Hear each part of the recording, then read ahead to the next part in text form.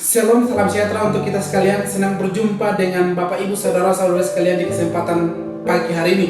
Kita langsung saja membuka Alkitab kita di dalam 1 Korintus pasal 10 ayat 31. Sekali lagi 1 Korintus pasal 10 ayat 31. Saya akan membacakannya bagi kita sekalian, dan Bapak Ibu Saudara-saudara sekalian boleh menyimak di dalam Alkitabnya masing-masing. 1 Korintus pasal 10 ayat 31 berbunyi demikian. Aku menjawab, jika engkau makan, atau jika engkau minum, atau jika engkau melakukan sesuatu yang lain, lakukanlah semua itu untuk kemuliaan Allah. Tema kita di pagi hari ini adalah hidup yang memuliakan Tuhan. Sekali lagi, tema kita di pagi hari ini adalah hidup yang memuliakan Tuhan.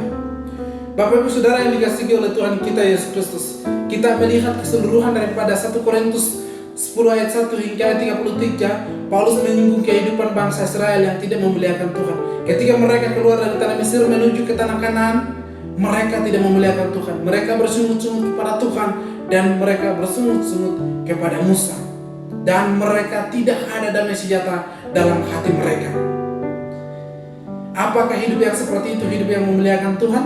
Saya rasa tidak. Lalu bagaimana hidup yang memuliakan Tuhan? Di pagi hari ini ada 3 kebenaran yang kita pelajari bagaimana hidup yang memuliakan Tuhan. Kebenaran yang pertama adalah melakukan segala sesuatu untuk kemuliaan Allah. Melakukan segala sesuatu untuk kemuliaan Allah. 1 Korintus pasal 10 ayat 31 bagian C mengatakan bahwa lakukanlah semua itu untuk kemuliaan Allah. Paulus dalam 1 Korintus pasal 10 ayat 31 mengatakan bahwa jika engkau makan, jika engkau minum, jika engkau melakukan segala sesuatu, lakukanlah semua itu untuk kemuliaan Allah. Kolose pasal 3 ayat 23 di sana mengatakan bahwa apapun juga yang kamu perbuat, perbuatlah dengan segenap hati seperti untuk Tuhan, bukan untuk manusia.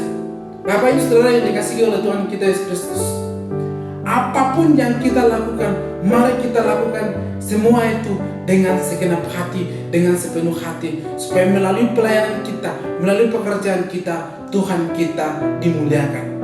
Dimanapun kita berada, dimanapun kita melakukan pelayanan, mari kita melakukan semua itu dengan hati yang tulus, dengan hati yang bersyukur kepada Tuhan, supaya melalui pelayanan kita, melalui tindakan kita, melalui apapun, Tuhan kita dimuliakan.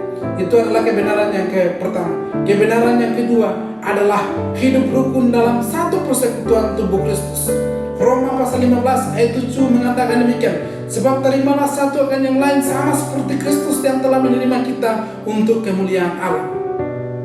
Bapak Ibu Saudara yang dikasihi oleh Tuhan kita Yesus Kristus, kita sebagai orang percaya, kita harus hidup bersama, makan bersama, bersekutu bersama, berdoa bersama, dan melakukan segala sesuatu bersama. Seperti di para rasul, di Kisah Para Rasul pasal 2 ayat 41, 42 dan seterusnya.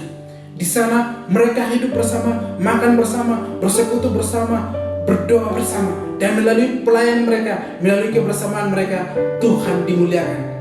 Demikian juga kita semua, marilah kita melakukan segala sesuatu bersama-sama, bersekutu bersama, berdoa bersama, dan melakukan pekerjaan Tuhan yang lain bersama-sama, supaya melalui kekompakan kita, kebersamaan kita, Tuhan kita dimuliakan. Itu adalah kebenaran yang kedua. Kebenaran yang ketiga adalah memberi teladan dalam segala aspek hidup kita. Memberi teladan dalam segala aspek hidup kita. Matius 5 ayat 16 berbunyi demikian. Demikianlah hendaknya terangmu bercahaya di depan orang, supaya mereka melihat perbuatanmu yang baik dan mereka memuliakan Bapamu di surga. Yesus mengatakan kepada murid-muridnya dan orang-orang yang mendengarkan dia, ia mengatakan bahwa demikian hendaknya terangmu bercahaya di depan orang, supaya mereka melihat perbuatanmu yang baik dan mereka memuliakan Tuhan.